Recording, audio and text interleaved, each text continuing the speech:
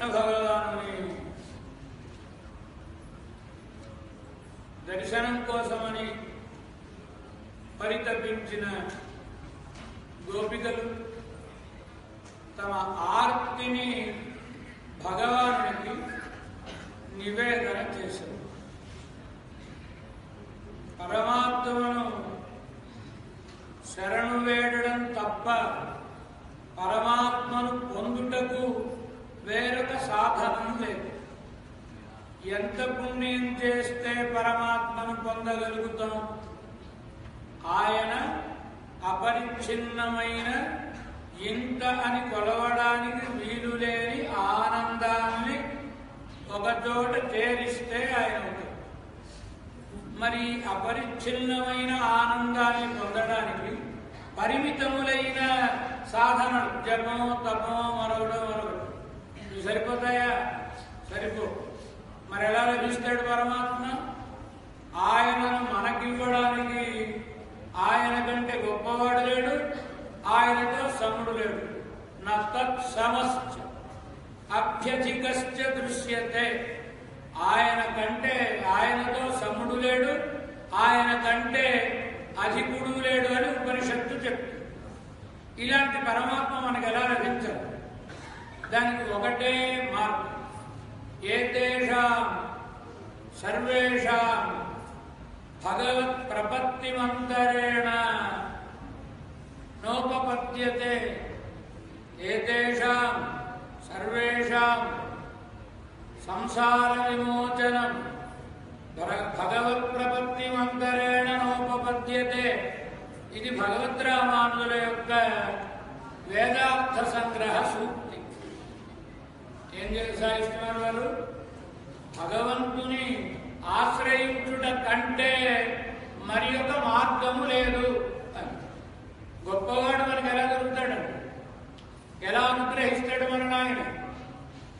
ఆయనకు మన మీద జాలి కలిగితే కనిపించు, ప్రేమ కలిగితే కనిపించు, మరొక మార్గం లేదు.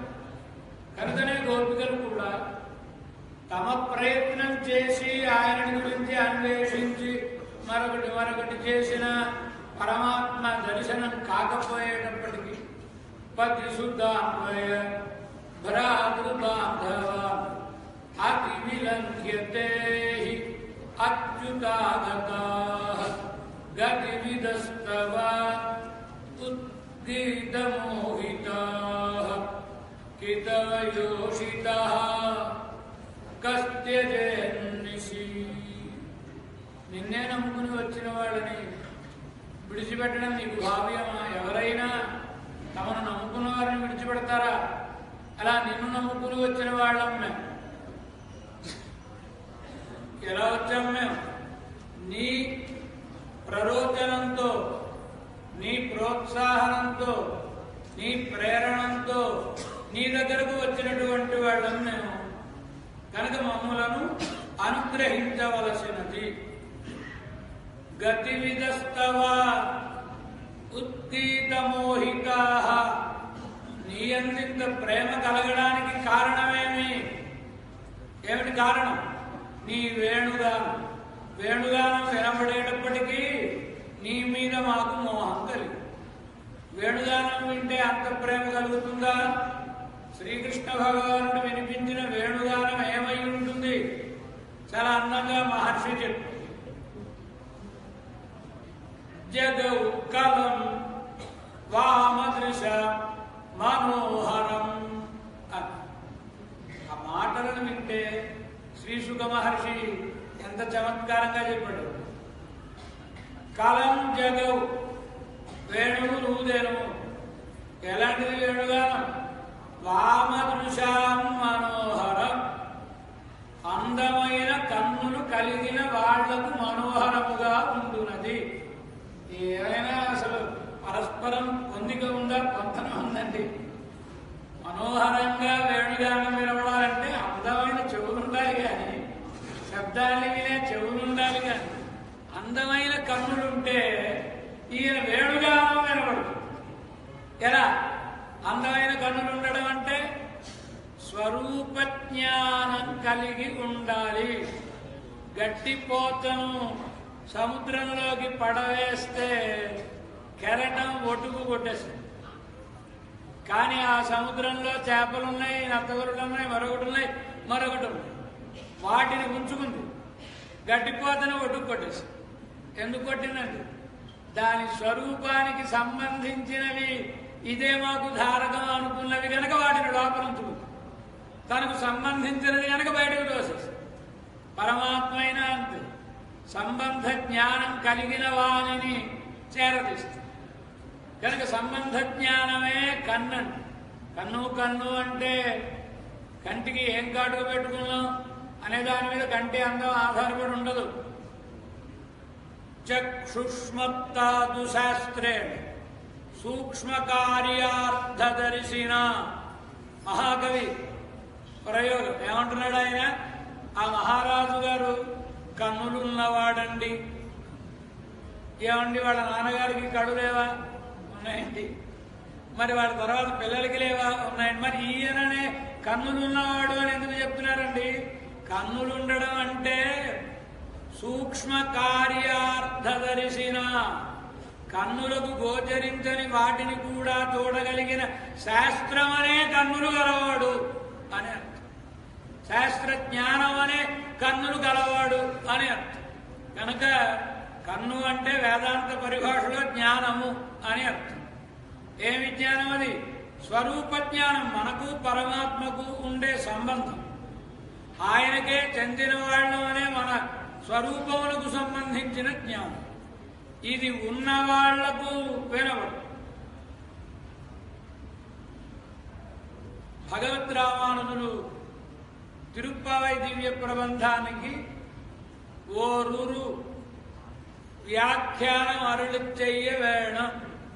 ఒకమారు తిరుప్పావైకి అర్థాన్ని అనుగ్రహించండి అని రామానుజుల వారి చేతిలో ఆ తిరుప్పావై కోశాన్ని పెట్టారు. రామానుజుల వారు ఆ తిరుప్పావైని కళ్ళకత్తుకుని శిరస్సు మీద ఉంచుకుని ఇలా ఓసారి గోష్ఠికేసి చూసి మోవాయి ఎడుంద మురుడర్కు కేక్కైక్కు నిరమల్ల ఏం చెప్పారండి? మీసం మొలిచిన వాళ్ళు ఈ తిరుప్పావై వినడానికి పనికిరానయ్యా అంటే అర్థం ఏంటి? మీసం మొలిచిన వాళ్ళని మగవాళ్ళని అర్థం. మగవాడు పనికిరాదు. అదేమంటే అంత మాట అనేశారు అంటే అర్థం ఏమిటి? అందులో అర్థం అంటే నేను స్వతంత్రుల్ని అనుకునేటటువంటి వాళ్ళు వినడానికి అధికారులు కాదు. నేను పరమాత్మకు పరతంత్రుల్ని అనుకునే వాళ్లే అధికారులు తిరుప్పావై వినడానికి. భగవంతుణ్ణి పొందడానికి ఎవరి అధికారులు? ఆయనను గురించి ఎవరికి తెలుస్తుంది? వామదృశాం మనోహరం. వామదృశాం అంటే అందమైన కన్నులు కలిగిన వారికి మనోహరమైనటువంటిది వేణుగానము.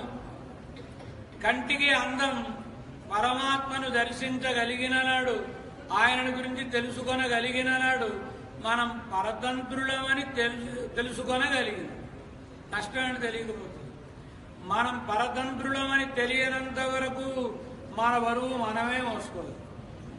మనం పరమాత్మ వాళ్ళమని తెలిస్తే మన బరువు ఆయన మోస్తుంది. బాధ్యత ఆయనదే అవుతుంది. కనుక వామదృశాం మనోహరం కలం జగవు. కృష్ణ భగవానుడు కలమును వినిపించాను. కలం అంటే అర్థం ఏంటి? కొందరిని అంటూ ఉంటాం, అయ్యా మీ మాటలు మంత్రాలండి అంట కదా. మీ మాటలు మంత్రంబులు అంటే మీరు మాట మాట్లాడితే మంత్రంలో పనిచేస్తుందండి అని మహాపురుషుల్ని మనం ప్రార్థిస్తూ ఉంటాం కదండి. మరి శ్రీకృష్ణ భగవానుని మాట కూడా మంత్రమే. మాటే మంత్రమైతే పాట మంత్రం అవడంలో ఆశ్చర్యమే ఉందండి. కనుక వేణుగానం అంటే వట్టి గానాన్ని వినిపించలేదు, ఆయన మంత్రాన్ని చల్లాడు. మరి మంత్రం చల్లితే వశీకృతులై పరిగెత్తాల్సిందే కదా ఆయన ఉన్న చోటికి. ఏం మంత్రం చల్లాడో చెప్పాడు. చెప్పగానే చెప్పాడు శ్రీ సుఖమహర్షి. కొంచెం నాయన నీకేమైనా తెలివితేటలుంటే పెద్దవాళ్ళ దగ్గర చదువుకో. భాగవతం అంటే ఇప్పుడు వాళ్ళని ట్రాన్స్లేషన్స్ వచ్చేస్తున్నాయి కనుక ట్రాన్స్లేషన్స్ చూసేసి చదివేసుకుని అర్థమైపోయింది అనుకోవడం కాదు. తత్వజ్ఞులైన భాగవత తత్వవిధులైన పెద్దవాళ్ళ దగ్గర చదువుకో, నీకు అర్థం తెలుస్తుంది అని అలా అలా నర్మగర్భంగా చెప్తాడు. పెద్దవాళ్ళందరి అనుగ్రహం అలాంటిదే. మన ఆళ్వార్లైనా అంతే, ఆచార్యులైనా అంతే. గ్రంథములను రచించినప్పుడు ఆ గ్రంథం ఏ అర్థమును విశదీకరిస్తోందో దానిని గూఢంగా చెప్తాడు. మంత్రాన్ని మంత్రంగా చెప్తే కొన్ని ప్రమాదాలు ఉన్నాయి. ఏమిటి ప్రమాదం? ఉచ్చరించాల్సిన పద్ధతిలో, ఉచ్చరించాల్సినటువంటి స్వరంతో ఉచ్చరించకపోతే సవాగ్వజ్రో యజమానం హినస్తి. వాక్కు మంత్రం వజ్రాయుధం లాంటి. ఆ వజ్రాయుధాన్ని సక్రమంగా ఉపయోగించుకుంటే పర్వాలేదు, పొదనైన కత్తి పిల్లవాడికి ఇచ్చామనుకోండి ప్రమాదం కదా. అలా మనం కూడా దాన్ని సక్రమంగా వినియోగించుకోకపోతే మనకే హానికరము అవుతుంది. కనుకనే పెద్దలైన వాళ్ళ దగ్గర చదివించుకోవడం. ఇప్పుడు మనం కామ్య పారాయణలు అని అక్కడ పెద్దలు కామ్య పారాయణం చేస్తున్నారు. ఎందుకోసమని అంటే వారైతే ఏమీ తప్పులు లేకుండా, మళ్ళా తప్పుల్లో ఎక్కడైనా అక్షరాల్లో తేడా వస్తే అర్థంలో మార్పు వస్తుంది గనక వారి ద్వారానే, శిష్టులైన వారి ద్వారానే మంత్రం జపం చేయడానికి కావలసిన యోగ్యతా బాధకములైనటువంటి కార్యక్రమములను నిత్యం నిర్వహించుకునేటటువంటి వారై యోగ్యతను పొందిన వారైన వాళ్ళు మన గురించి జపం చేస్తే పని చేస్తుందని చెప్తుంటారు. ఎవరు పడితే వాళ్ళు అనకూడదు, అంటే ప్రమాదం కలగచ్చు. కానీ మంత్రాల్ని అనాలి. అనడం వలన ఒకవేళ పొరపాటుగా అన్నా కలిగే దోషం కలగకూడదు. ఎలాగ అంటే ఆ మంత్రాన్ని విడదీసి చెప్పేస్తూ ఉంటారు. చెబితే అప్పుడు మంత్రం తెలిసింది, మంత్రాన్ని అనలేదు గనక దోషము కలగలేదు. ఇది పెద్దవాళ్ళ ఔదార్యం. నమ్మాళ్ళు వారు ప్రబంధంలో, దుర్వాయుడి ప్రబంధంలో మొట్టమొదటి పాసురంలో உயர்வர உயர்நலமுடையவன் எவனவன், மயர்வர மதிநலமருடினன் எவனவன், அயர்வரும் அமரர்கள் அதிபதி எவனவன், துயரரு சுடரடி தொடுதெழு என் மனనే. మొదటి పాసు తిరువాయుడి దివ్య ప్రబంధం. మొట్టమొదటి పాదంలో ఉ, రెండవ పాదంలో మ, మూడవ పాదంలో అ. ఏమిటి మూడు అక్షరాలంటే ఆ ఉ కలిపితే ఓ, దానికి మా కలిపితే ఓ. అంటే ఓంకారం యొక్క అర్థాన్ని ఈ ప్రబంధంలో చెబుతున్నాం. ఆ 1000 పాసురాలు నేను చదవలేను. ఆ మొదటి పాసురం కావాలంటే ఏదో కష్టపడి అనేస్తానండి. అంటే మొదటి పాసురం వల్ల నీకు ఓంకారం యొక్క ఫలితం కిట్టేస్తుంది. కానీ మనం ఏదైనా పొరపాటుగా ఉచ్చరిస్తే ప్రమాదం లేదు. ఎందుకు ప్రమాదం లేదు? ఆ అక్షరాలను మార్చదు. మామూలుగా చెబితే ఎలా చెప్పాలి? ఆ ఉ మా అనే పదాలు రావాలి మొదట. అలా చెప్పకుండా ఉ మా ఆ అని మార్చి చెప్పారు. ఉద్గీత ప్రణవత్తై మారాడి అంటారు ఆచార్య హృదయ గారు. కనుక దాన్ని మార్చి చెప్పి, ఎందుకోసమని? ప్రేమ. మనకు ఆ ఫలం కలగాలి, ప్రమాదం కలగకూడదు అని. తిరుప్పాణి ఆళ్వార్ అమలనాది పిరాన్ అడియార్గల్ నయ్య అట్పడుద్ద విమలన్. ఆ రెండవ పాసు உவந்த உள்ளத்தானாய் உலக வளர்ந்து அண்டமுறப்பு. మూడవ పాసు మందిభాయి వడవేంకటమామలై. మా ఆ ఉ మా కలిపితే ఓ. నేను అనకూడదండి ఓంకారం అని మార్చి చెప్పేశారు ఆయన. మన గోదాదేవి తిరుప్పావైలో అంబరమే తన్నీరే ఆ ఉందు మదహడిత్తన్ ఉ 33 మా. కనుక ఆవిడ చెప్పేసి ఇలా మన పూర్వాచార్యులు అందరూ కూడా తమ గ్రంథములలో మంత్రము యొక్క సారాంశాన్ని మనకి అనుగ్రహిస్తూ ఉంటారు. ఫలితం కలగాలి. వీళ్ళందరికీ ఆదర్శ పురుషుడు ఒక ఆయన ఉన్నాడు. ఎవరాయన? కృష్ణం వందే జగద్గురు శ్రీకృష్ణ భగవాన్. కనుకనే గోపికలకు మంత్రోపదేశం చేస్తూ ఏం వినిపించాడు? వేణుగానంలో కాలం జగౌ అన్నాడు మహర్షి. కాలం అనే మాటకు అర్థం ఏమిటి? క్లీం. శ్రీకృష్ణ భగవానుడి యొక్క మంత్ర బీజం ఏమిటండి? క్లీం. దానికి ఏం పేరు? మోహన బీజము అని పేరు, కామ బీజము అని పేరు. కనుక ఈ బీజాన్ని, ఈ బీజాక్షరాన్ని కనుక ఒకసారి జల్లేటప్పటికి మరి వాళ్ళు మోహపడకేం చేస్తారు. కనుకనే కాలం జగౌ. ఇంకా చాలా పేర్లు ఉన్నాయి, ఆ పేర్లన్నీ చెప్పలేదు. కాలం జగౌ ఆశ్రిత్య వేణుగీతం స్మరోదయం. వేణుగానం వినగానే ఏం కలుగుతుంది? స్మరోదయం, ప్రేమ కలుగుతుంది. ఇంకా అందంగా చెప్పు. నిశమ్య గీతం తదనంగవర్ధనం వ్రజస్త్రియ కృష్ణ గృహీత మానసా. నిశమ్య గీతం, పాటను విని గోపికలు. ఎలాంటిది ఆ పాట, ఆ గానం? అనంగవర్ధనం. అనంగవర్ధనం అంటే అర్థం ఏంటండి? అనంగుడు. అనంగుడు అంటే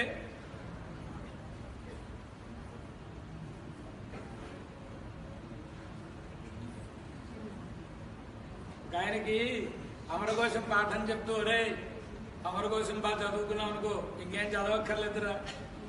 అమరం నెమరుకు వస్తే కావ్యాలెందుకు కాలరాయన అని ఒక సామెత. అమరకోశం కనుక బాగా వచ్చేసింది అనుకోండి, ఇక కావ్యాలు అవి ఏం చదవక్కర్లేదురా, నువ్వు పండితుడు అయిపోతావు. కనుక ఈయన అమరకోశం చదువుకుని పాఠం చెప్పడం ప్రారంభం, ఆయన కవిత్వం చేయడం ప్రారంభం. ఇక అమరకోశం మాత్రమే చదువుకున్నాడు, అంతే తప్ప మిగతా జ్ఞానం లేదు. అయినా సరే ఆ పదాలన్నీ పూరిస్తే మనం మాత్రం చేయలేదు అనుకున్నాడు. వీడు పద్యం చెప్తున్నాడు. ఏమని? కోనందుడేయంగా. కోనందుడేయంగా అంటే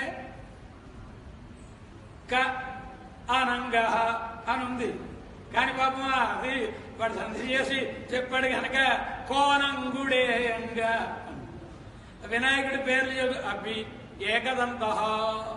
వినాయకుడి పేరులో ఏకదంతుడు అనేది ఒక పేరు, ఇది కూడా పేరే అపి ఏకదంత. వీడికి మరి ఆ జ్ఞానం అంతా లేదుగా, మూలపాఠం మాత్రమే చదువుకున్నాడు కనుక అప్యేకదంతుండు ఆడదొడగే అంటే ఏకదంతుడు ఆడుతున్నాడు, నాట్యం చేస్తున్నాడు. అలాగా మాటలకు అర్థాలు చాలా అందంగా ఉంటాయి. అనంగుడు. అనంగుడు అంటే శరీరం లేనివాడు. ఎవరంటే మన్మథుడు. పరమశివుడు శరీరాన్ని కాల్చేశాడుగా, అనంగుడు. అనంగవర్ధనం, కామాన్ని పెంచేది, కోరికను పెంచేది అని అర్థం. కాని కాదు, కృష్ణ భగవానుని వేణుగానం వినబడితే నిశమ్య గీతం తదనంగవర్ధనం. అనంగవర్ధనం అంటే అంగానాం వర్ధనం, శరీరాల్ని ఇంకా ఇంకా ఇంకా ఇంకా పెంచేదేది సంసారం. సంసారాన్ని త్రుంచేదేది భగవంతుని వేణుగానం. కనుక భగవంతుని వేణుగానం చెవిలో పడితే ఇక మళ్ళీ శరీరం కలగదు కనుక అనంగవర్ధనం. అలాంటి వేణుగానంలో తత్వమేదో గోపికలకు చెప్పాడు. వాళ్ళు పారతంత్ర్య భావన కలవాళ్లు గనక కృష్ణ భగవానుడు వినిపించిన మాటల అర్థం వాళ్ళకి బోధపడింది. మేము నీ దగ్గరకు రావడానికి కారణం ఏమిటో తెలుసిన?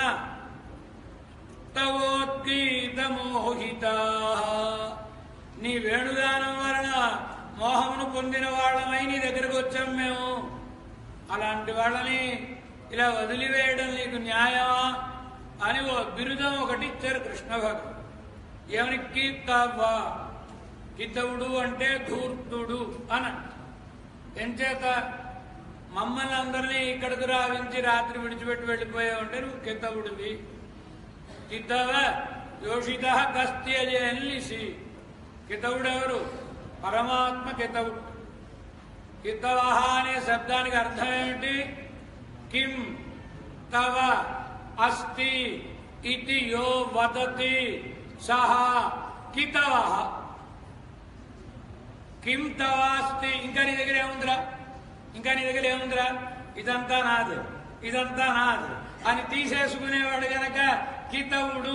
మామూలుగా జోదం ఆడేవాళ్ళు ఏమంటారు, ఇంకా నీ దగ్గర ఏముందో బాణం పెట్టు, నా దగ్గర ఉన్నవని పెట్టేశాను, వరే వాచ్యం ఉంది కదా పెట్టు, ఉంగరం ఉంది కదా పెట్టు, కనుక ఏముంటుంది పెట్టు అని పెట్టించి లాక్కునేవాడు కనుక కితవులు అని ధూర్తులకు పేరు. భగవంతుడు కూడా తనని ఎవరికి ఇవ్వాలనుకుంటాడో వారిదంతా ముందు తనది చేసుకుంటాడు.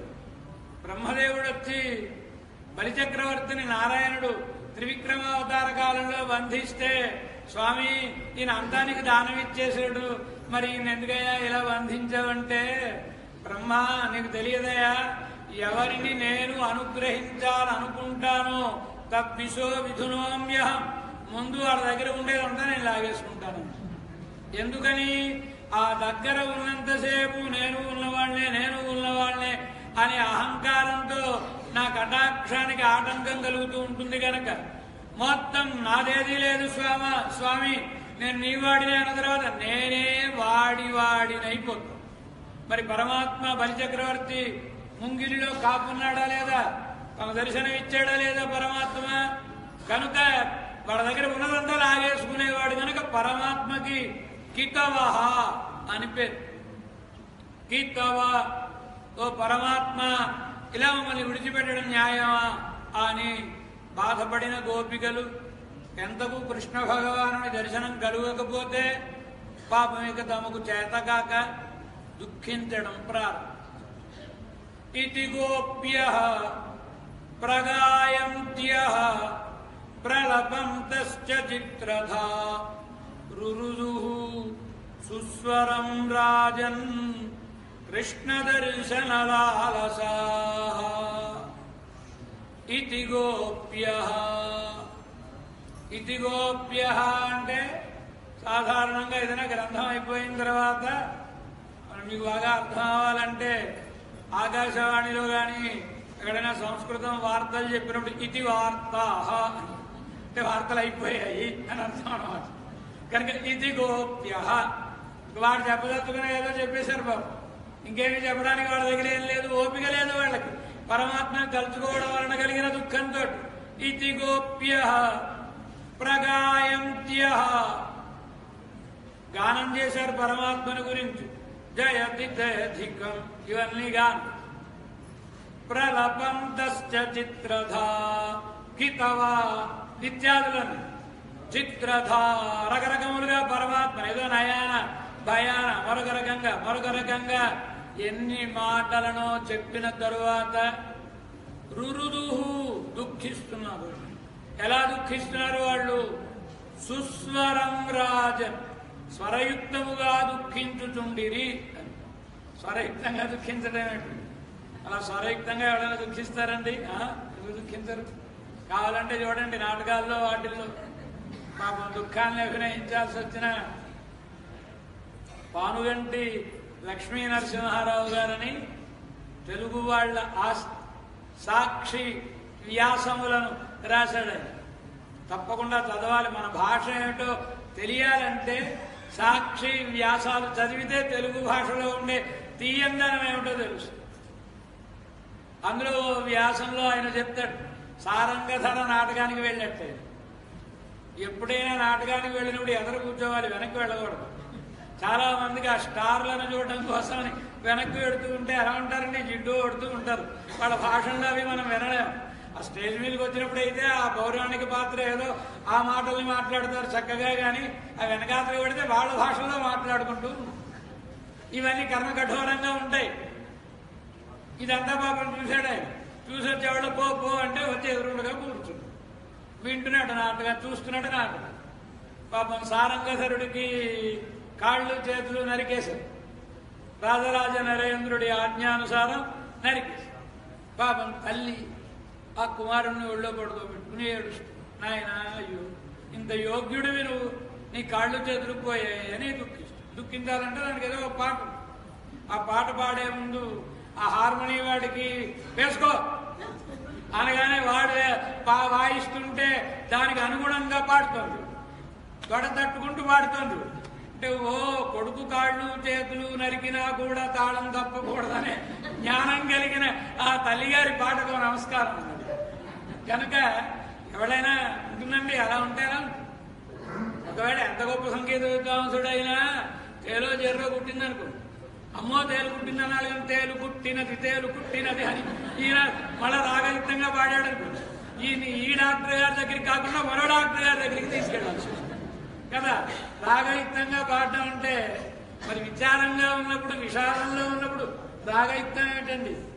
కాని శ్రీశుకుడు అంటాడు, రురుదుహు సుస్వరం రాజన్, సుస్వరం స్వరయుక్తముగా దుఃఖించిరి అంటే అర్థం పరమాత్మకు తమ ఆత్మ సమర్పణం చేసుకోవడం దుఃఖం అంటే. నన్ను నేను కాపాడుకుంటాను అనుకున్నంతసేపు మన ప్రయత్నం చేస్తాం. చంటి పిల్లవాడు ఉన్నాడు అనుకోండి, వాడి చేతిలోంచి పెన్ను పెన్సిలో లాక్కున్నాం అనుకోండి, చేతనైతే వాడి యువతల వాడిని కొట్టడానికో లాక్కోవడానికో చూస్తాడు. చేత కాకపోతే చేతకానితనాన్ని చెప్పేది రోదనం అంటే, దుఃఖం అంటే. గోపికలకు కూడా పరమాత్మను పొందడానికి తామేమీ చేయగలిగిన సామర్థ్యం లేనివారు గనక ఇక దుఃఖిస్తుంది. ఎప్పుడైతే దుఃఖం కలిగిందో అప్పుడు పరమాత్మ అనుగ్రహం కలుగు. కనుక పరమాత్మ అనుగ్రహం కలగడానికి ఉపయుక్తమైనటువంటిది ఓమిత్యాత్మానం ధ్యాయథ, ఓమితి ఆత్మానం యుంజీత. పరమాత్మకు మన ఆత్మ సమర్పణం చేసినప్పుడు ఏమని చెయ్యాలి?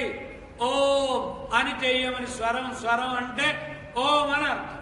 తమ యొక్క ఆత్మ సమర్పణాన్ని పరమాత్మకు చేశారు గోపికలు. భగవద్గీతలో మొదటి అధ్యాయమునకు ఏం పేరండి? అర్జున విషాద యోగో నామా అంటారు కదా. అర్జున విషాదం. ఏమిటి విషాదం అంటే? మా బంధువులను చుట్టాలను చంపుకోలేనని పాపం ఏడ్చారు. ఇది దీనికి వ్యాస మహర్షి విషాద యోగో నామ, దానికి కూడా యోగం అని పేరు. ఏదో కడు మూసుకుని ధ్యానం చేయడానికి యోగం అంటే అర్థం ఉంది, కానీ ఆయన పాపం దుఃఖపడుతుంటే దానికి కూడా యోగం అని పేరు. ఏం చేత? అవును, ఆయన ఏడ్చాడు కనుకనే కృష్ణ భగవానునికి అతడి మీద జాలి కలిగి ఇంత గొప్ప గీతాశాస్త్రాన్ని ఉపదేశం చేసి ఏమీ చెయ్యలేకపోతే భారం అంతా నా మీద వేయి, నేనే చూసుకుంటానని ప్రపత్తిని ఉపదేశించాడు కదండి. అలా ఇంతకు ముందు ఎన్ని మార్లు కావలేదు. ఎప్పుడైనా చెప్పాడా ఈ చరమ శ్లోకాన్ని? ఇప్పుడే ఎందుకు చెప్పాడు అంటే, కొంచెం అర్జునుడు మనకంటే తెలివైనడు. ఎంచేత అంటే 3 సార్లు ఏడ్చాట అర్జునుడు. భగవద్గీతలో అర్జునుడు ఎన్నిసార్లు ఏడ్చాను? ఎన్నిసార్లు ఏడ్చాడండి? 3 సార్లు ఏడ్చాను, దుఃఖించను. 3 సార్లు దుఃఖం ఎందుకు? మొదటిసారి అమ్మో బంధువుల్ని చుట్టాలని నేను సంహరించలేను అని. ఒరే, నువ్వు సంహరించకపోయినా ఆ శరీరం పడిపోయేదేరా, ఆ ఆత్మ ఇప్పుడు ఉండేదేరా. ఆత్మ నిత్యత్వం, శరీర అనిత్యత్వాదులను పరమాత్మ చెప్పిన తరువాత ఆ దుఃఖం పోయిన తర్వాత మళ్ళా నా సృష్టిలో 2 తెగల వాళ్ళు ఉన్నారా అర్జున. కొందరు తరించేవాళ్ళు, కొందరు నశించేవాళ్ళు, కొందరు దైవీ సంపదకు చెందిన వాళ్ళు, కొందరు ఆసురీ సంపదకు చెందిన వాళ్ళు అని చెప్పగానే ఓసారి అర్జునుడు తన చరిత్ర అంతా నెమరు వేసుకుని, ఇప్పుడు నేను కూడా ఆసురీ సంపదకు చెందిన వాడినా అని మళ్ళీ దుఃఖించడం ప్రారంభం. మాసుచ సంపదం దైవీం అభిజాతోసి పాండవ.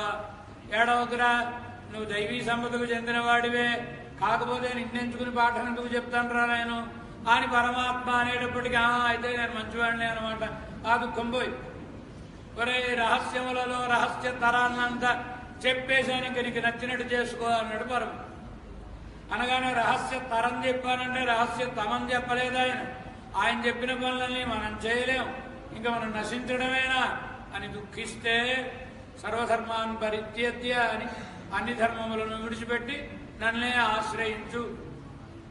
చెయ్యమంటే కదా దుఃఖిస్తున్నావు, ఏం చెయ్యి, నా మీదే భారం.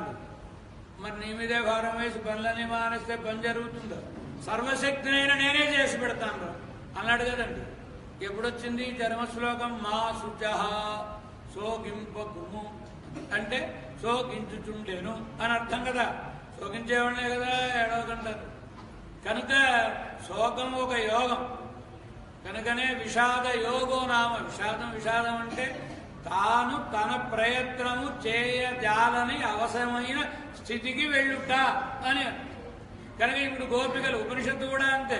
చాందోగ్యోపనిషత్తులో జ్ఞానశ్రుతి అనే ఆయన రైకుడు అనే మహర్షి దగ్గరికి వెళ్ళి బ్రహ్మజ్ఞానాన్ని ఉపదేశించమన్నప్పుడు ఆయన బ్రహ్మజ్ఞానాన్ని ఉపదేశించకపోతే, ఈ బ్రహ్మజ్ఞానాన్ని పొందకపోతే నేను నశించడమేనే అని ఆయన శోకిస్తుంటే అది చూసి ఆయనకు బ్రహ్మజ్ఞానాన్ని ఉపదేశించాడు రైకుడు. కనుక శోకం అనేది తరించడానికి హేతు అవుతుంది. అన్నీ చెడ్డవి కాదు, దేనికోసం అనే దానిని బట్టి. శోకం ఎప్పుడు మంచిది, ఎప్పుడు చెడ్డది. శోకం అయ్యో ఇవి నాకు కావాలి, అవి నాకు కావాలి, దొరకలేదే అని ఏడిస్తే చెడ్డది. పరమాత్మని పొందలేకపోయానే అని దుఃఖిస్తే మంచిది. ఆటలు ఎప్పుడు చెడ్డవి, ఎప్పుడు మంచివి. పరమాత్మ చెప్తాడు, ఎవరైనా ఆయన కాలం గడుపుకోవడానికి ఏవో ఆటలు ఆడుతున్నావు కదా, ఆ ఆటలేవో నాతో ఆడుకోరా, ప్రకృతితో ఆడకు అని. ప్రకృతితో ఆడితే ప్రకృతిలో మునుగుతాం, పరమాత్మతో ఆడితే పరమాత్మలో తేలుతాం. కనుక చెడ్డవి కాదు. శోకం కూడా అంతే. ఇప్పుడు గోపికలు తాము పరమాత్మని పొందలేకపోయామే అనే దుఃఖంతో ఇక ఏమీ చెయ్యలేక ఇతి గోప్య ప్రగాయంత్య ప్రలపంతశ్చ చిత్రధా రురుదు సుస్వరం రాజన్. ఇది అభిలషణీయమైన శోకంట. పరమాత్మను పొందలేకపోయామే అని శోకించే మనస్థితి ఉండాలి. అలాంటి మనస్థితి కలగాలని పరమాత్మను కోరుకోవాలి. కోరుకోదగింది. ఎందుకోసమని? కృష్ణ దర్శన లాలసాహ. కృష్ణ దర్శన లాలసాహ. శ్రీకృష్ణ భగవానుని దర్శించాలి దర్శించాలి అని ఉండేటటువంటి ఉత్కటమైనటువంటి కోరిక వలన దుఃఖిస్తున్నారు గోపికలంతా. ఎప్పుడైతే వాడు దుఃఖిస్తున్నారో తాసామావిరభూచౌరి స్మయమాన ముఖాంబుజ పీతాంబరధరస్రగ్వి సాక్షాన్ మన్మథ మన్మథ. తాసామావిరభూచౌరి, వారి దగ్గర ఒకమారు ఆవిర్భవించాడు పరమాత్మ. స్మయమాన ముఖాంబుజ, చిరునగవుతో కూడినటువంటి తిరుముఖ మండలంతో. ఎప్పుడైనా తల్లి ఇంట్లో పదార్థములన్నీ వండి పెట్టుకుంటుంది, పిల్లవాడికి పెడదాం. కానీ వాడికి అజీర్ణ వ్యాధి చేసినప్పుడు వైద్యుడు డాక్టర్ గారు మీరు అకృతిపడి ఏమైనా పెట్టారా, ప్రాణాలకు ముప్పు కనుక మీరేమీ భోజనం పెట్టకండి అని. మరి ఎలాగా? మిగతా వాళ్ళందరికీ భోజనం పెట్టి వాడొక్కడు తినకుండా ఉంటే ఆ తల్లి మనసు అంతా ఖేదపడుతూ ఉంటుంది. ఇప్పుడు మా అబ్బాయికి ఎప్పుడు భోజనం పెట్టాలండి అని అడిగితే, అమ్మ మీ వాడికి వ్యాధి తగ్గితే వాడికే కరకరలాడుతూ ఆకలి వేస్తే వాడే అమ్మ అన్నామని అడుగు, అప్పు పెట్టండి. ఈ తల్లి అన్ని వండుకుని చూస్తూ ఉంటుంది. వాడు ఎప్పుడు అడుగుతాడా? ఒక్కసారి ఆ పిల్లవాడు అమ్మ ఆకలిగా ఉంది అన్నాడు అనుకోండి, ఆ తల్లి ముఖం ఎంత ఆనందిస్తుందండి, ఎంత చిరునవ్వుతోడు కూడి ఉంటుంది. అలా కృష్ణ భగవానుడికి కూడా వీళ్ళ ఆర్తి అంతా తీరిపోయింది. తమ ప్రయత్నం చేత నేను పొందబడనని తెలిసింది కనుక ఇప్పుడిక తమ యొక్క నిర్వీణతను తెలియజెప్తున్నారు కనుక ఇది సమయం, వీళ్ళని మళ్ళా అనుగ్రహించే అవకాశం కలిగింది అనేటప్పటికీ పరమ ఆనందం. కనుకనే స్మయమాన ముఖాంబుజ, స్మయమాన ముఖాంబుజ, చిరునగవుతో కూడినటువంటి తిరుముఖ మండలం కలిగిన వాడై తాసామావిరభూచౌరి. ఎలా ఉన్నాడు ఆయన? పీతాంబరధర, పీతాంబరమును ధరించిన వాడై. అసలీన అవతరించిన ఘట్టాల్ని శ్రీసుఖ మహర్షి వర్ణించినప్పుడు ఎలా పుట్టాడండి పరమాత్మ ఈ లోకంలో? పీతాంబరం సాంద్రపయోద సౌభగం. ఎలా ఉన్నాడు ఆయన? మంచి నీరు కలిగిన మేఘం ఎలా ఉంటుందో అలా నల్లగా ఉంది. ఈ నల్లగా ఉన్నాయని కట్టుకున్న వస్త్రం ఎలా ఉందండి? పీతాంబరం, మంచి పీతాంబరాన్ని కట్టుకు. ఎందుచేత అంటే నల్లటి మేఘాన్ని ఓ మెరుపు చుట్టుకుంటే ఎలా అందంగా ఉంటుందో మన కృష్ణ భగవానుడు పీతాంబరాన్ని కట్టుకుంటే అంత అందంగా ఉంటుంది. ఆ సన్నివేశాన్ని వర్ణిస్తుంది పీతాంబరం. మరి ఇక్కడ పీతాంబరధర ఏమిటి తేడా? పీతాంబరమును ధరించినవాడై. ధరించినవాడై అంటే గోపికల ఆర్తి చూడగానే పరిగెడుతుండే కృష్ణ భగవానుడు భక్తుల ఆర్తిని చూస్తే ఒక క్షణం కూడా ఉండలేడు. మా సింహాచలంలో శ్రీ వరాహలక్ష్మీ నృసింహస్వామి ప్రహ్లాదుని సముద్రంలో హిరణ్యకశ్యపుడు పడవేసినప్పుడు ప్రహ్లాదుని కాపాడడం కోసమని ఆ లోకం నుంచి ఈ లోకానికి దిగాడు స్వామి. గరుత్మంతుడు ఉంటాడు ఎప్పుడు ఆయన తీసుకెళ్ళడానికి. కానీ గరుత్మంతుని వేగం కూడా ఆయన మనోవేగానికి సరిపోక గరుత్మంతుణ్ణి దిగి ఈయన పరిగెత్తుకుని వస్తుంది. వెనకాతల గరుత్మంతుడు పరిగెత్తుకొస్తుంది. మరీ వేగంగా పరిగెత్తడం వలన కట్టుకున్న పీతాంబరం జారిపోతుంది. ఆగి సవరించుకునే కొలదిసేపటిలో భక్తుడు ఎక్కడ కష్టపడతాడో అని జారిపోతున్న కటి వస్త్రాల్ని ఒక చేతితో పట్టుకుని మరీ పరిగెత్తుకుని వచ్చాడు. ఈనాటికి స్వామి అలాగే వేయించేసి ఉంది. ఎలా ఉంటాడంటే సింహాద్రినాథుడు తన కుడి చేతి బొటన వ్రేలితో గరుత్మంతుడికి అమృతపానం చేయిస్తూ. ఎందుకని పరమాత్మ వెనకాల పరిగెత్తుకుని వచ్చి అలసిపోయినాడు ఆయన. కనుక ఆయనకి అమృతపానం చేయిస్తూ ఒక చేతితో జారిపోతున్న కటి వస్త్రాల్ని విశ్రస్తం పీత వస్త్రం నిజ కటియుగడే సవ్యహస్తేన గృహన్ పట్టుకుని మరీ వచ్చారు. ఇది పరమాత్మ యొక్క ప్రీతి భక్తులయందు. కనుకనే గోపికలకు ఆర్తి కలిగిన తర్వాత ఒక క్షణం కూడా ఆలస్యం చేయడు పరమాత్మ. పీతాంబరధర, పీతాంబరమును ధరించినటువంటి వాడై గోపికల దగ్గరకు స్రగ్వి సాక్షాన్ మన్మథ మన్మథ వచ్చి. ఎలా ఉన్నాడు ఈయన? ఇంత ఆవిడగా పరిగెత్తుకుని వచ్చాడు కదండి, అలంకారం చేసుకోకుండా. అంటే ఏదో తెలుగులో చక్కనమ్మ చిక్కిన ఇంచేదా ఫ్యాషన్ కూడా అది. ఆ జుట్టు అది కొంచెం ముందు పడితే ముందు పడకపోతే మనకి కనుక జుట్టంతా దూకున్నా ఇలా పైకి రింగులు పెట్టుకుంటూ ఉంటారు కదా. అలాగే భగవంతుడి కేశములు కూడా అల్లలాడుతున్నా ఆయన అందగాడు గనక, ఎలా ఉన్నా అందగాడు గనక, కేశవుడు గనక ఎంత అందంగా ఉన్నాడు కృష్ణ భగవానుడు. ఇప్పుడు సాక్షాత్ మన్మథ మన్మథ, మన్మథునికి కూడా మన్మథుడు. మన్మథునికి కూడా మన్మథుడు అంటే మన్మథుడికి గర్వం. నేను అందమైన వాడిని. ఈ లోకంలో ఎవరినైనా అందమైన వాళ్ళని పోలిస్తే ఏమని చెప్తారు? కుర్రవాడు అచ్చు మన్మథుడిలో ఉన్నాడమ్మా అంటూ ఉంటారు కదండి. నాతోటే పోలుస్తారని గర్వం ఆయన. నేను అందగాడిని. కానీ కృష్ణ భగవానుని చూచిన తర్వాత ఈ మన్మథుడికి ఆయన మన్మథుడిలో. ఇప్పుడు మన్మథ శబ్దానికి అర్థం ఏమిటండి?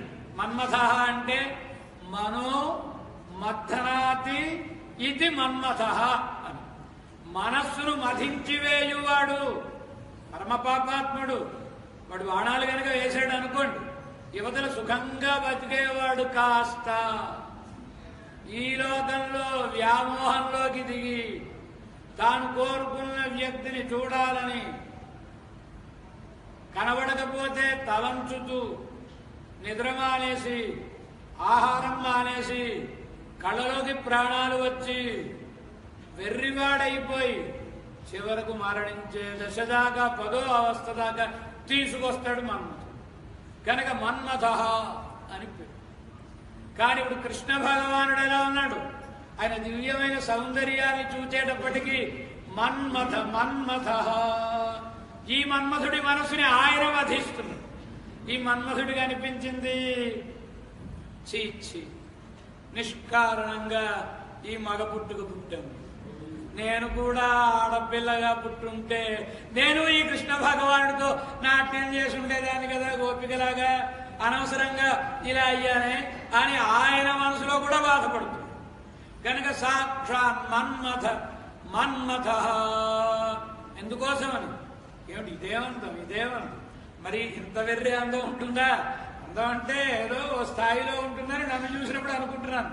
కానీ ఈయన అందాన్ని చూస్తే దానికేమీ కొలమానాలు ఏమీ లేవు. కనుక మరొక అందమైన పురుషుల్ని చూచినప్పుడు అందమైనటువంటి వీరికి ఎవరికైనా కొంచెం అసూయ కలగడం సహజం. అందమైన పురుషుడిని చూస్తే పురుషుడికి, అందమైన స్త్రీని చూస్తే స్త్రీకి ఒకంచుగా అసూయ కలగడం సహజం కదా. మరి పరమాత్మ దివ్య దర్శనాన్ని చేసేటప్పటికీ మన్మథుడు ఏమైపోయాడు? ఎవరి మన్మథుడు? ఆయన కుమారుడు, పరమాత్మకి కుమారుడు.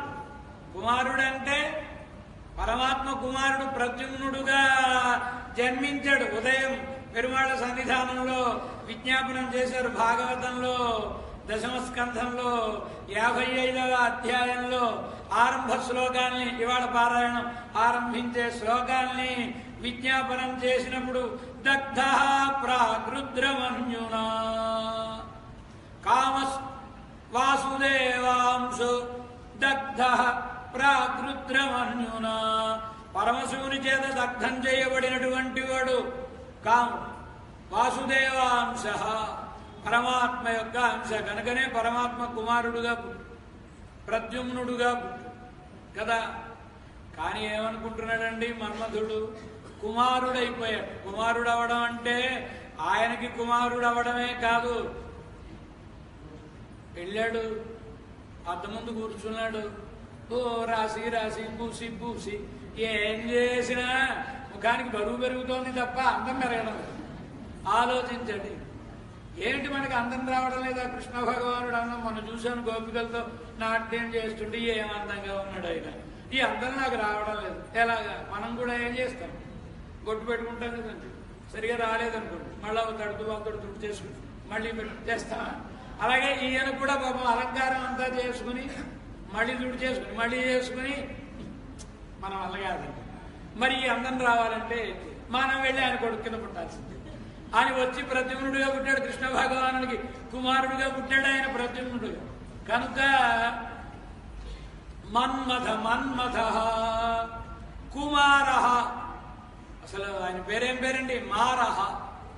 మారహ అంటే చంపు తినేవాడండి ఆయన. మన్మథుడికి మారుడు అని పేరు కదండి. కానీ మారుడు కాస్త ఇప్పుడు కుమారుడయ్యాడు. కుమారుడు అంటే కుత్సిత మారహ కుమారహ. అంతవరకు నవ్వుతూ ఎలా ఉన్నాడు ఈయన? ఎవరండి నాకెదురు? ఎలాంటి వాళ్ళనైనా దారి తప్పించేస్తాను నేను, బాణం వేశానంటే అని అహంకారంగా తిరిగినవాడు ఇప్పుడు కృష్ణ భగవాను చూడగానే ఆ అహంకారం అంతా పోయింది కనుక కుమారః కుత్సితః మారః అయ్యాడు. సాక్షాత్ మన్మథ సాక్షాత్తు మన్మథునికే మన్మథుడు. ఏమిటి మాట గారు? మన్మథ, మన్ అనే మాటకే మన్మథుడు అని అర్థం. కనుక ఆ మన్మథుల్ని మధించి దహించిన వాడెవరు? పరమశివుడు. మన్మథ అంటే పరమశివుడు. పరమశివునికి కూడా సాక్షాత్ మన్మథ. ఆ పరమశివుడికి కూడా మన్మథుడు ఎవరండి? కృష్ణ భగవాన్. ఈయన ఈ రాస పరిషత్తులలో ఒక చోట, రాసమైన చోట మనకు పరమశివుడు గోపికగా మారినటువంటి చోటు ఉంది. ఏం పేరు ఆయన పేరు? గోపేశ్వర్. గోపీశ్వరుడు అంటే ఏంటండి? గోపికలకి ఈశ్వరుడనా? గోపికా రూపాన్ని పొందిన ఈశ్వరుడని అర్థం. ఎంచేత అంటే అదిగో అక్కడి నుంచి ఆరంభం. మనం ఎవరిని తప్పుపట్టక్కర్లేదు. గోపేశ్వరే ఏంటండి? గోపిక అయితే గోపిక పేరు పెట్టుకోవాలి, కానీ గోపేశ్వరేని మళ్ళీ ఈశ్వరత్వాన్ని వదలలేదు. గోపేశ్వర్ అంటే జాన్ చౌదరి, జాన్సన్ రెడ్డి పేర్లు ఉన్నాయి కదండి, మొత్తం మార్చుకున్నా మళ్ళీ ఈ రెడ్డి చౌదరి పక్కన చేరుతున్నాయా లేదా? దీనికి అందరికీ మూల ఎక్కడ ఉంటుందంటే అక్కడ ఉంది. ఆయన కూడా గోపిక అయినా మళ్ళా గోపేశ్వర్ అయ్యాడు. పచ్చడి ఇక్కడ ఉన్నాడు, ఇక్కడ నిత్యలీల జరుగుతుంది, మనకు కనబడదు కానీ మహానుభావుడు ఆయన దర్శిస్తాడు కనుక ఈ నిత్యలీల కోసమని ఇక్కడనే ఉండిపోయాడు గోపేశ్వరుడుగా పరమశివుడు. పాప ఇల్లాలు పార్వతీదేవి మా ఆయన వెళ్ళాడండి చూసొస్తానని, రాసక్రీడలు చూసొస్తానని, ఇంతవరకు రాలేదు అని ఆవిడ భూలోకంలోకి దిగి మా ఆయన ఎక్కడున్నాడని ఎంక్వైరీ చేస్తే అమ్మ అదిగో ఇక్కడ ఈ దేవాలయంలో ఉన్నాడమ్మా గోపేశ్వరుడు అనేటప్పటికీ పాపం అక్కడికి వస్తే ఈయన దేవాలయంలో ఉన్నాడు. చూసింది ఇప్పుడు మా ఆయన పురుషుడు కదా, ఇదేమిటి స్త్రీగా మారిపోయాడు. ఇప్పుడు అనుభవం గుర్తుకొచ్చింది. మనం కూడా ఇలాంటి చిన్న చిన్న మార్పులు చేర్పులు చేశాం కదా. ఇలా వృతవర్షంలో ఆవిడ పరమశివుడితోటి సంచరించేటప్పుడు మాటి మాటికి ఋషులు వాళ్ళు అందరూ వచ్చి వాళ్ళ యొక్క ఏకాంత లీలకు భంగం కలుగజేస్తున్నారని ఎవరి ఇలావృత వర్షంలోని ఈ వనంలోనికి అడుగు పెడతారో వాళ్ళు వెంటనే స్త్రీలు అయిపోతుడుగాక అంది పార్వతీదేవి. దాంతో ఆ మాత్రం వాడు కాదు, సాక్షాత్తు వైవస్వత మనువు గారి కుమారు సుద్యుమ్నుడు. ఆయనే వేటకొచ్చినవాడు, ఆయన పరివారంతో పాటు వచ్చినవాడు. తెలియక ఈ వనంలోకి వచ్చేటప్పటికి ఆయన కాస్త ఆడపిల్ల. ఆయన ఆడపిల్ల అయిపోవడమే కాదు, ఆ సైనికులందరూ ఆ స్త్రీలు అయిపోయారు. వాళ్ళవడమే కాదు, వాళ్ళ గుర్రాలు కూడా ఆవిడ గుర్రాలు అయిపోయాయి.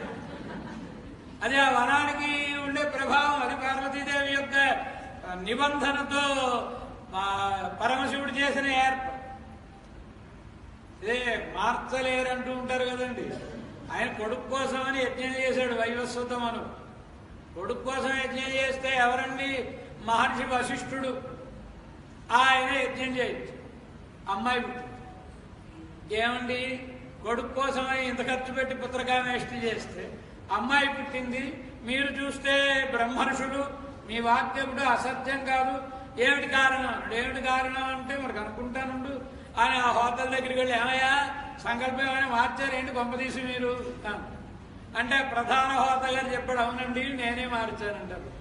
ఎందుకు మార్చావయ్యాను అని అంటే మరి రాణిగారు నా దగ్గరికి వచ్చి మా ఆయన అలాగే అంటాడు కొడుకులు కావాలని, కానీ కొడుకులు ఎందుకయ్యాను ఆయన పాఠాలు పంచుకోవడానికి, కానీ కూతురైతే ప్రేమగా ఉంటుంది, ఎప్పుడైనా ఇంత ఆవరో పెడుతుంది, మా పుట్టింటి వాళ్ళు వచ్చారంటే ముఖం వికసిస్తుంది, తర్వాత నా జవహరి ఎంత పెట్టుకోవాలంటే కూతురుంటే అందం కదా, అందుచేత అమ్మాయి పుట్టాలని కొంచెం సంకల్పించింది అనగానే రాణిగారు ఏదో పాపం ఇస్తానని ఉంటుంది, ప్రయోగపడి ఈయన అలాగే సంకల్పం చెప్పాడు, అమ్మాయి పుట్టింది. మరి అలాగే మళ్ళీ ప్రార్థించి పరమాత్మని, స్వామి ఈయన కుమారుడు కావాలని యజ్ఞం చేశాడు, ఈయన్ని మగవాడిగా మార్చవలసింది. ఆపరేషన్స్ ఇవాళ కొత్తగా రాలేదు, అప్పుడే ఆరంభమయ్యేది కనుక అప్పుడే ఆయన మగవాడిగా చేసేశారు. మరి ఆడపిల్ల మగవాడైతే ఎంత అందంగా ఉంటాడు కనుక సుద్యుమ్నుడు. సుద్యుమ్నుడు అంటే అర్థం మంచి కాంతి కలిగిన వాడు అన్నమాట, అందంగా ఉన్నాడు. సరే రాజ్య పరిపాలన చేస్తున్నాడు, వివాహం చేసుకున్నాడు, పిల్లలుగా అన్నాడు, ఇందులో వేటకు వచ్చాడు. ఇప్పుడు స్త్రీగా మారిపోయిన తర్వాత వెరిమోహం వేసుకుని పాపం అటు ఇటు చూస్తుంటే చంద్రుని కుమారుడు బుధుడు, ఆ బుద్ధుడు వచ్చి ఈవిని చూసి అమ్మాయి నన్ను పెళ్లి చేసుకుంటావా? ఆయన బాగున్నాడు కనుక పెళ్లి చేసుకుంటారు. ఓ సంసార సామ్రాజ్యంలో ఓలలాడుతుంటే ఇంతలో పాపం అక్కడ తండ్రి గారు వాళ్ళ అబ్బాయిని గురించి మనువు గారు టీవీ ప్రకటనలు ఇప్పించాడు, అన్ని చోట్ల ప్రయత్నాలు చేశాడు. ఎక్కడ అబ్బాయి జాడు ఎక్కడ ఉందంటే ఎవడో చెప్పారు మీ అబ్బాయి ఇలా ఉన్నాడు.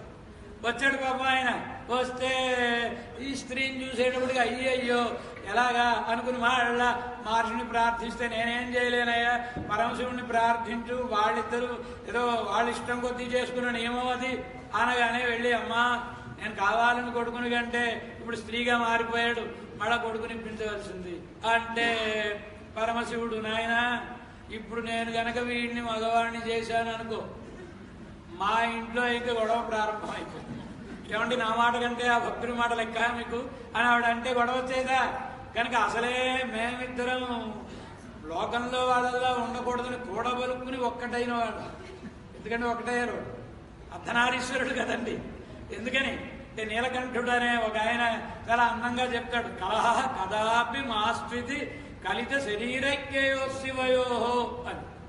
పార్వతీ పరమేశ్వరులు పెళ్ళైన వెంటనే కొత్తల్లో బాగా మాట్లాడుకుంటారు. ఏం మాట్లాడుకుంటారు? మనం పిల్లల కంటే కట్టుదిట్టంగా పెంచాలి, పక్కింటి వాళ్ళ పిల్లల్లో పెంచొద్దు, వీళ్ళలా పెంచొద్దు, మనం చాలా జాగ్రత్తగా ఉండాలి. ఏమండి, మనం ఆదర్శ దంపతులుగా ఉండాలి. ఆదర్శ దంపతులుగా ఉన్నాడు. చూస్తూనే ఉన్నాం కదా, ఆయన ఓ వైపు లాగుతాడు, ఆవిడ ఓ వైపు లాగుతుంది. ఆ మొదట్లో పెళ్ళి అయిన తర్వాత ఓ నెలాళ్ల వరకు ఈ పెళ్లి కూతురు పెళ్లి కొడుకు మాట వింటుంది. ఎందుకని అంటే అది కొత్త, అత్తవారు అందరు కొత్త కదా, మరుదులు వాళ్ళు. ఆ తర్వాత నుంచి ఈయన ఆవిడ మాట వింటాడు. ఆ తర్వాత పక్కింటి వాడిని వీళ్ళిద్దరు మాటలు వింటూ ఉంటారు. ఎందుకంటే మాట్లాడుకోవడాలు ఉండవు, పోట్లాడుకోవడాలి. ఇది లోకంలో ఉండే గొడవ. కాబట్టి మనం మాత్రం అలా ఉండకూడదు సుమా. ఆదర్శ దంపతులుగా ఉండాలి. అంటే పరమశివుడు కూడా ఆలోచించి ప్రతి భార్యాభర్తలు అన్యోన్యంగా ఉండాలనే అనుకుంటారు. ఎందుకు ఉండలేకపోతున్నారు అనగానే ఏదో అభిరుచుల్లో తేడా. ఎందుకంటే పుర్రెలు వేరు కదండి, కనుక పుర్రెకో బుద్ధి కదా, కనుక ఆవిడ పుట్టే బుద్ధి వేరు, ఈయన పుట్టే బుద్ధి వేరు. ఇలా రెండు తలలుండడం వలన రెండు ఆలోచనలు కలిగి పొంతన కుదరక దెబ్బలాడుతారు. అయితే మనం ఏం చేద్దాం, ఒకటైపోయాం. ఇద్దరు ఒకటైపోయారు కనుక రెండో ఆలోచన రాదు, ఇద్దరికి ఒకటే ఆలోచన వస్తుంది. ఇంత ప్రతిజ్ఞ చేసుకుని నాయన మేమిద్దరం ఒకటై సంతోషం. ఒకటైన తర్వాత అయినా తగులు తప్పాయా ఇద్దరికి? తప్పయండి. కొందరు మహర్జాతకులు ఉంటారు, వాళ్ళు అడుగు పెట్టారంటే ఎలాంటి వాళ్ళకైనా కలహాలు పుట్టేస్తుంది వాళ్ళ జాతక ప్రభావం. ఓ భక్తుడు కైలాసంలోకి అడుగు పెట్టాడు, ఆయన అడుగు పెట్టాడు, తగు ఆరంభమైపోయింది పార్వతీ పరమేశ్వరుడు. ఎందుకోసం తగు అంటే ఈ వెళ్ళిన వాడు ఏం చేశాడు, ఇద్దరు కలిసి ఉన్నారు కదా, నమస్కారం నమస్కారం అనగానే పార్వతీదేవుడిని ఏమండో వాడు నా భక్తుడు, నాకు నమస్కారం పెట్టాడు, నేనే వాడిని పలకరించి వాడి కోరిక తీర్చాలని. పరమశివుడు అంటాడు, కాదు వాడు నా భక్తుడు, నాకే నమస్కారం పెట్టాడు, నేనే వాడి కోరిక తీర్చాలి. ముందు నేను పలకరించాలంటే నేను పలకరించాలి. అహం పూర్వమితి ప్రాప్త కలహో మమ ప్రాణే. ఎంత గొప్ప దంపతులండి వాళ్ళు. అందుకనే ఆదర్శ దంపతులు. ఎంచేతంటే కాపాడడం కోసం దెబ్బలాడుకుంటున్నారు వాళ్ళు. నేను ముందు కాపాడాలంటే నేను ముందు కాపాడాలని అంత ప్రేమ కలిగిన వాళ్ళు కనుక. అలా నాయన ఇది మా సంగతి, ఇప్పుడు నువ్వు వచ్చి తగ్గు పెట్టేసేలా ఉన్నావు, నేను కనుక పురుషుడిని చేస్తే మరేం చేయాలి? కానీ వశిష్ఠుడు అంతటి వాడు అడిగిన తర్వాత కాదనుకో. మధ్య మార్గంలో 6 నెలలు పురుషుడు, 6 నెలలు స్త్రీ, ఇలా ఉంటాడని ఒక కల్పిస్తే కనుక ఈ మార్పులు అనేవి వీళ్ళు కూడా కొన్ని చేసి ఉన్నారు కనుక పార్వతీదేవి మా ఆయనే గొప్పవాడు, అలాంటి వాడు కాస్త గోపికగా మారిపోయాడంటే అమ్మో ఈ ప్రాంతం ఏదో గొప్ప చమత్కారం కలిగిన ప్రాంతం అయి కనుక ఇప్పుడు ఆవిడ ఏమండి ఇంకా ఎంతకాలం ఉంటారు, వచ్చేయండి రండి వెళ్ళిపోదాం కైలాసానికి అంటుంది ఆవిడ. ఈయనంటడం రా, నాకు ఇక్కడే బాగుంది, అక్కడ ఉంటే ఉంది వాడు రావడం వీడు రావడం, స్వామి నా సంగతి ఏమిటి నా సంగతి ఏమిటి అవడం, ఇవే కదండి గొడవలు గోలలు అన్ని.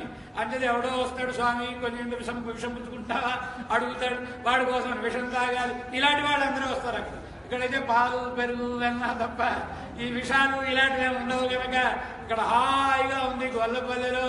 కనుక ఇక్కడే ఉంటాను, నేను రాను. నువ్వు రాకూడదు, పోనీ లోపలికి ఎంత బాగుందో తెలుస్తుంది. అమ్మో నేను రాను. ఎందుకని? మీరు లోపలికి వెళ్ళారు, ఆ జరిగిన మార్పు చాలు.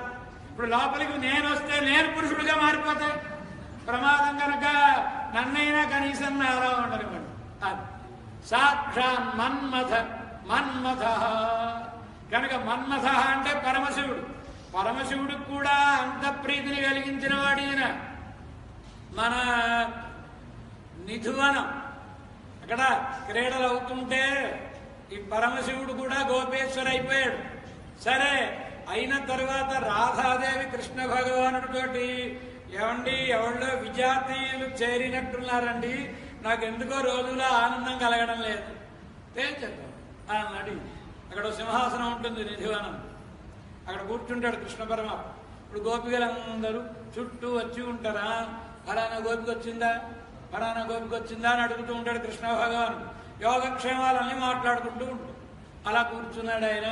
అయిన తర్వాత గోపికలారా మన వాళ్ళు అందరూ వచ్చేసారా? 4 బస్సులకే మనం వచ్చేసారన్నా ఇంకా వస్తూ ఉంటాం. అలాంటిది అంతమంది 5 లక్షల ఇళ్లలో ఆడపిల్లలండి. కనుక అందరూ వచ్చారో లేదో ఎలా తెలుస్తుంది? అందరం వచ్చేసామంటే ఓ పని అందరూ వరుసలో నిలబడండి చూద్దాం. అందరూ వరుసలో నిలబడ్డారు. ఎవరెవరు వచ్చారో మీ పేర్లు చెప్పండి అనగానే పేర్లు చెప్తుంటే పాపం ఇప్పుడు పరమశివుడు కూడా గోపిక అయిపోయాడు కదా. ఓహో మనం దొరికిపోయే ప్రమాదం ఉంది అనుకుని ఆయన వెనకాల గోపికని రోజు ఎటువైపు నుంచి లెక్క పెడతాడు కృష్ణుడు. అంటే రోజు ఇటువైపు నుంచి లెక్క పెడతాడంటే మనం అక్కడ నిలబడ్డాము. తెల్లవారిపోతుందో 10 మంది పేర్లు చెప్పాడు. ఎవరైనా వాడు వెళ్ళిపోతారు కనుక ఈ పాప ఈ కోసం వచ్చినారు. అలవాటు ప్రకారం మొదటి గోపిక లేచి నేను సుభద్రుడు అనే వారి కూతుర్ని, నా పేరు సుభద్ర అని ఇలా అనేక మంది వాడు కూడా తపస్సు చేసి అలా అయినట్టు అనగానే నిన్ను అడిగాను రోజు ఇంటి పక్కన ఇస్తేనా ఈసారి ఇంటి పక్కన కనుక తెలుగుడు మళ్ళీ ఈయనే అడిగి నామకరణం చేసి ఇక్కడ ఉండమన్నాడు. కృష్ణ భక్తి కలగాలంటే గోపేశ్వరికి నమస్కారం పెట్టుకుంటే తప్ప కృష్ణ భక్తి సిద్ధించదు అని వరం ఇచ్చాడు పరమేశ్వరుడు. కనుక మన్మథ పరమశివుని వాసుడు కూడా నశించినటువంటి వాడు కృష్ణ పరమాత్మ. ఎప్పుడైతే పరమాత్మ కనబడ్డాడో గోపికలందరూ వాళ్ళ మధ్యలో ఇంకేం వేయడానికి సింహాసనం ఉంటుందా? ఒక ఆవిడ కవితని పరిచింది. దానిలో కూర్చున్నాడు కృష్ణ భగవాన్. పైనుంచి దేవతలందరూ చూస్తున్నారా? యోగి ఈయనెవరండి? యోగులైనటువంటి వాళ్ళకు కూడా కనబడకు పైకి యోగీశ్వరం హృది కల్పితాసన. యోగీశ్వరుల యొక్క హృదయంలో ఆసనం వేసుకుని కూర్చునే పరమ కాసేపు కనబడతాడు, కాసేపు కనబడడు. దోబూతులాడేవాడు గోపీ పరిషత్ గోపీ పరిషత్ గోపికలు అన్న గోపికల మధ్యలోకి వస్తే అక్కడ కూర్చున్నాడు. ఎలా ఉన్నది సన్నివేశం? ఒక గోపిక గౌరవ కృష్ణ భగవాను దగ్గరికి వచ్చింది. ఇది కూడా పరమేనా లేకపోతే నిజంగా కృష్ణుడు దగ్గర కూర్చున్నాడా? ఒకసారి కృష్ణుడు చూస్తే తప్ప తెలియదు కదా. ఒకసారి కృష్ణ భగవాను దగ్గరికి వస్తుంది, ముట్టుకుంటుంది. ఒక ఆవిడ బొగ్గపడుతున్న ఒకసారి ఎప్పుడైనా వాళ్ళ మధ్యలో ఉన్నాడు. ఎక్కడి పరమాత్మ? గోపికల మధ్యన వాళ్ళకి ఆట వస్తువులో ఉన్నాడు కృష్ణ భగవానుడు.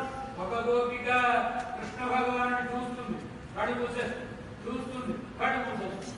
ఎందుకు అంటే చూసి ఈ కృష్ణుని నా కళ్ళలో బంధించేస్తాను. ఇంకా ఇందాక కనబడకుండా వెళ్ళాడు కదా, ఆయన కనబడకుండా వెళ్ళిపోకూడదంటే నా కన్నుల లోపలే ఆయన బంధించేయాలని ఒక ఆవిడ అలా ఈ కృష్ణుడిని కళ్ళతోటి త్రాగి హృదయంలో పడేసి మళ్ళీ కృష్ణుడి బయటికి కళ్ళు తెచ్చుంటే వెళ్ళిపోతాడేమో కనుక ఆ కళ మూసేస్తుంది, రెప్పను మూసేస్తుంది. ఒక గోపికలు కృష్ణ భగవాను అడిగారు, అయ్యా ఈ లోకంలో తమను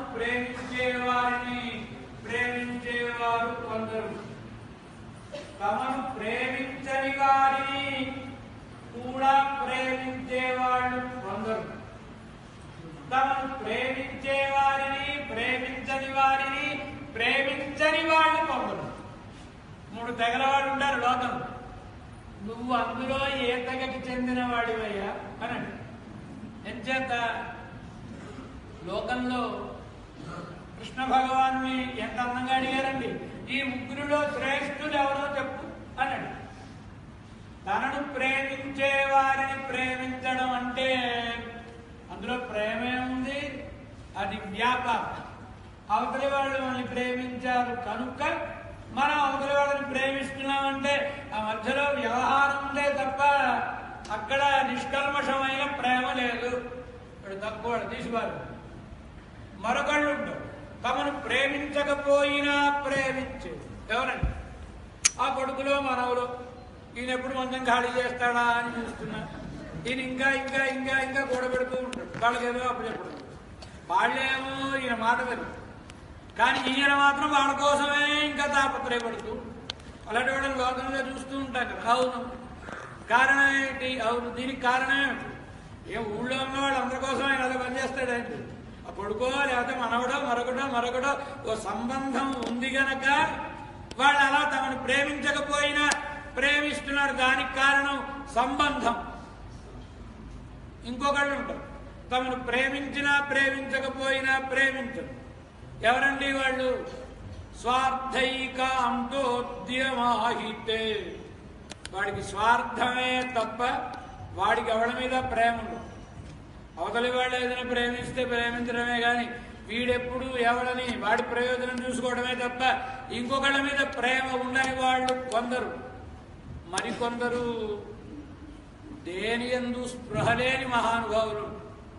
వాళ్ళని మనం ఆదరించినా వాళ్ళకి ఆనందము ఉండదు, వాళ్ళని ద్వేషించినా దూషించినా కోపము ఉండదు, అసలు ఏది పట్టదు వాళ్ళకి.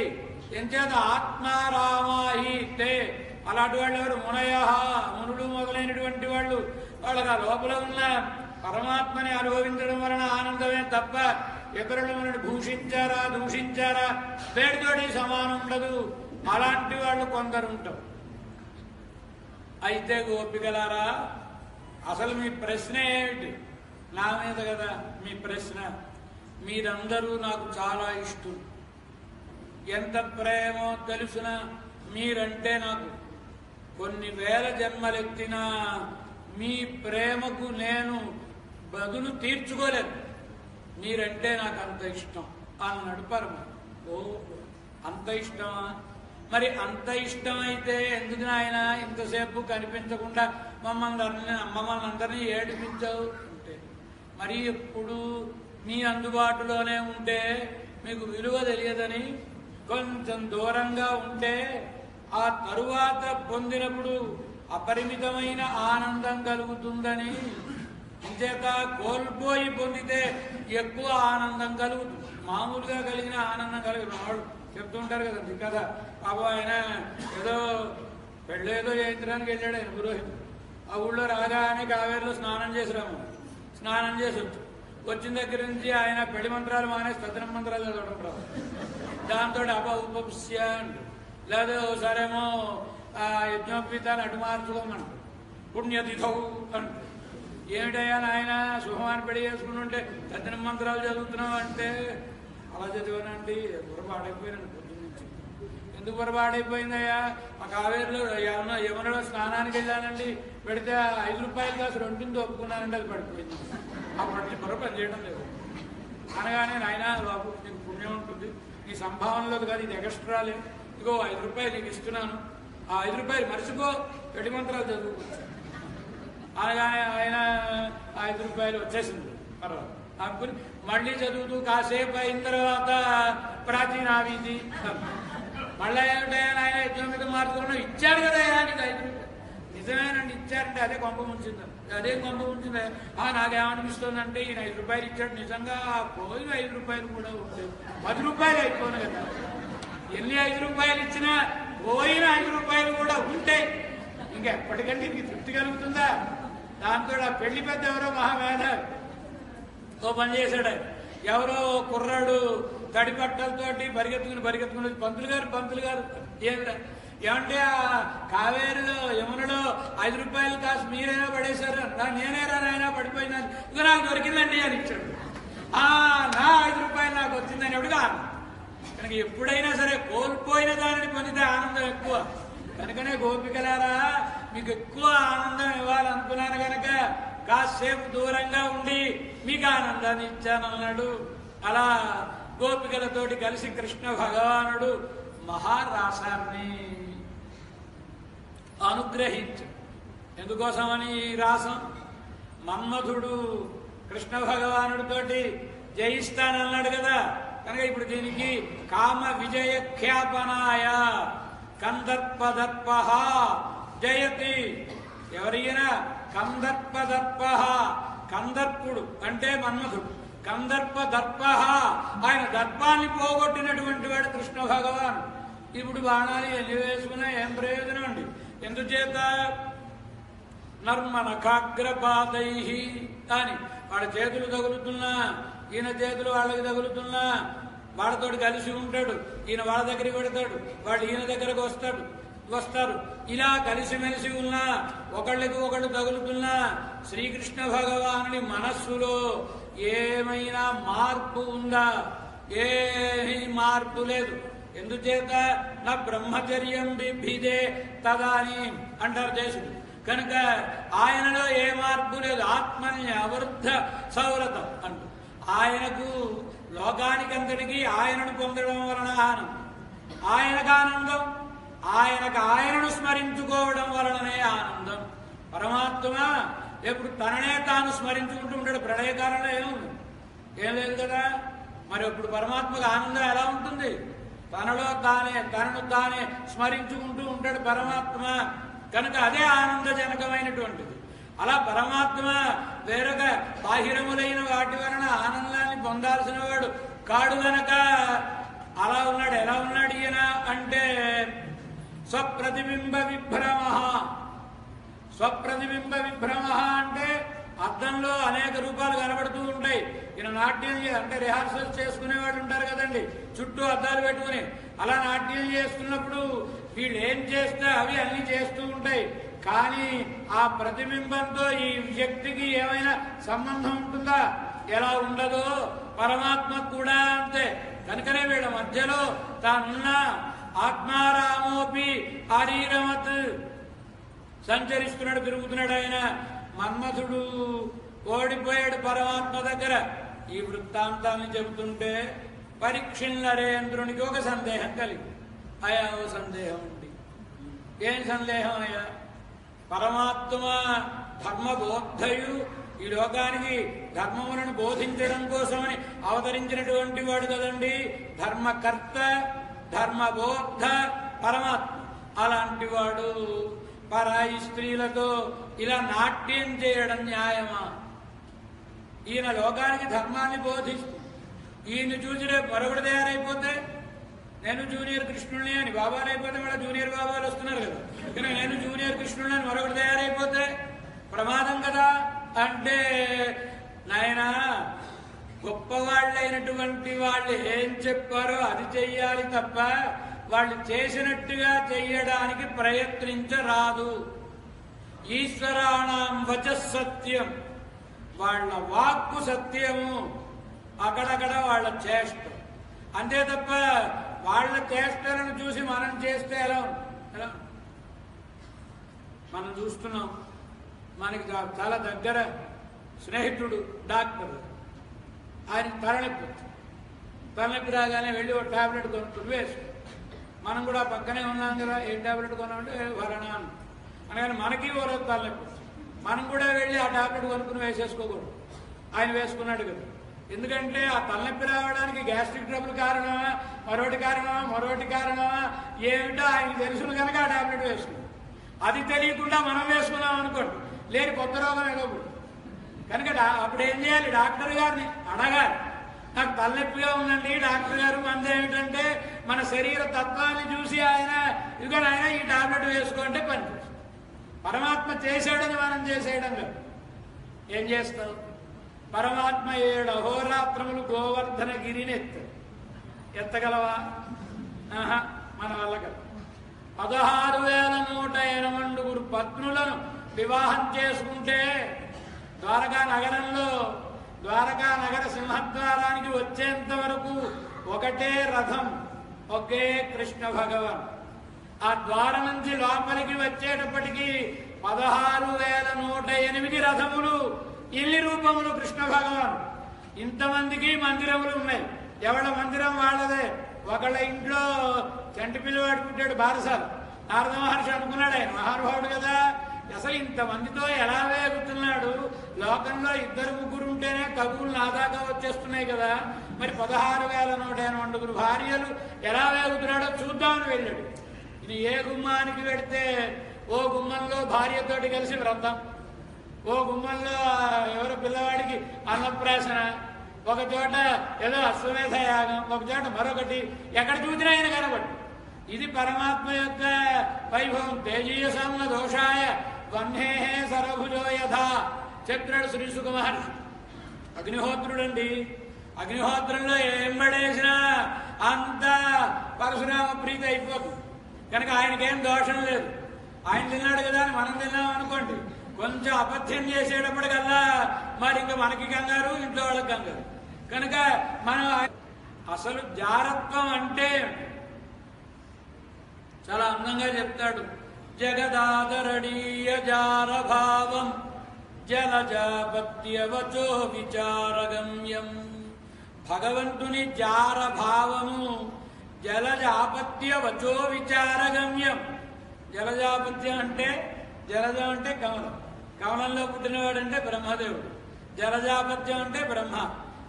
జలజ ఇలా అనుమానిస్తారని తెలిసే శ్రీకృష్ణ భగవానుడు పరీక్షిత్తు పుట్టినప్పుడే శిశువు మరణించినట్లుగా పుడితే పాదేన కమలాభేన బ్రహ్మరుద్రార్చితేన స్పర్శ తన పాదాల విందంతో ఆ శిశువును స్పృశించి శపథం చేశాడు.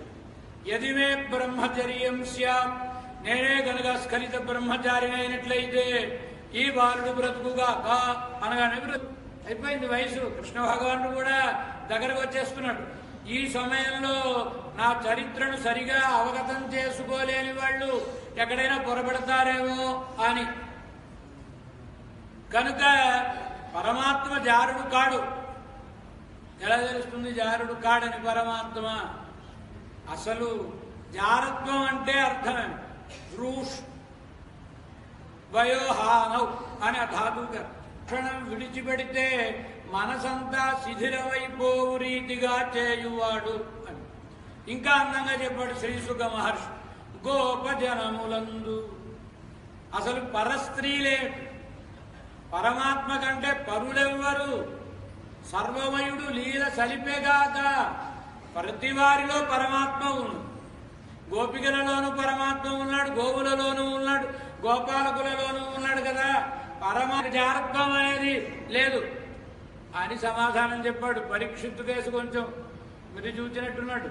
ఏంటి ఇలాంటి ప్రశ్న అడిగాడు పరీక్షిత్తు. విని విని ఆఖరికి కృష్ణుడు ఇలాంటి వాడంటే అని అడిగేశాడు. ఏమిటి కొంపదీసి అనరుడికి చెప్పానా? ఎందుకు అడిగాడు? మరి ఎందుకు అడిగాడండి పరీక్షిత్తుకు సందేహం ఉందా అంటే, ఆయన మా పెద్దవాళ్ళు నాకు పేరు పెట్టారు, ఆ పేరు నిజం కావాలి, మా వాడు ప్రతిదాన్ని పరీక్షిస్తాడని. సిద్ధే వినడం లేదు భాగవతాన్ని. అనేక మంది ఋషులు, అనేక మంది భక్తులు శ్రీసుఖ మహర్షి వినిపిస్తుంటే వింటున్నారు. ఈ పరీక్షిత్తు అలభ్య లాభంగా వింటున్నవాడు. భాగవతం వినడం అంత తేలికగా లభించేది కాదు.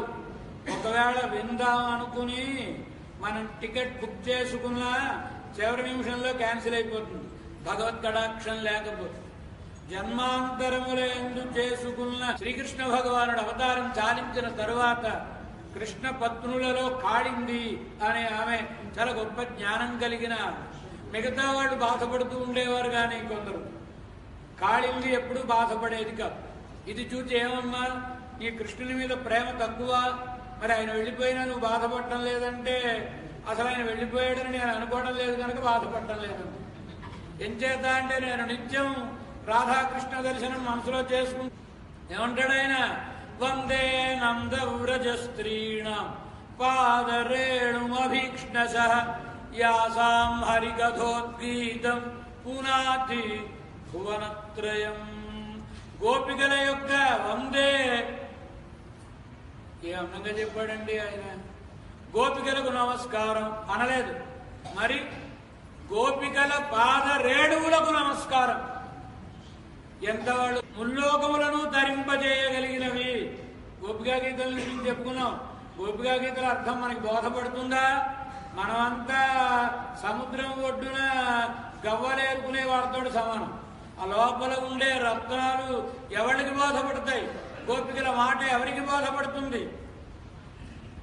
సనాతన గోస్వామి గోపికా గీతములకు వ్యాఖ్యానం చేస్తూ గురించి పాడుతుంటే ఆయన ఉండలేక రూపం స్వీకరించి బయటకు వస్తాడు. అప్పుడు ఆయన పట్టుకుంటాడు.